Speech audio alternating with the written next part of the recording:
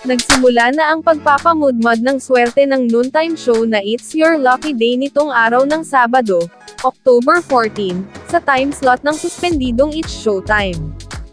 Opisyal at formal nang inihayag ng ABS-CBN noong Miyerkules, October 11, na ang programang It's Your Lucky Day, ang pansamantalang papalit sa nasuspinding noontime show program.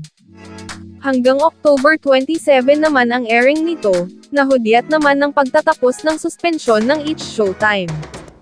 Trending na sa X ang pangalan ni Luis Manzano, na siyang nangunguna sa bagong noontime show.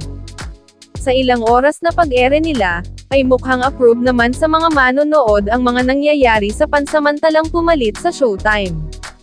May mga nagsasabi pang ang sana raw ay magtuloy-tuloy na ang programa, kahit bumalik na ang It's Showtime sa ere.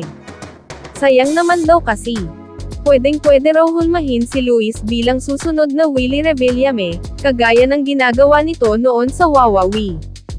Narito ang ilan sa mga reaksyon at komento ng ex-users. It's Your Lucky Day na. Pwede rin tong gawing noontime show sa Pi Channel, or i-extend na lang siya sa Pi Channel. Congrats Luis Manzano at sa show. Hinog na si Luis. Di ba lucky naman talaga palayaw ni Luis? It's his moment to shine more. Sana huwag itong pahintuin, pwedeng itapat sa TikTok clock ng GMA.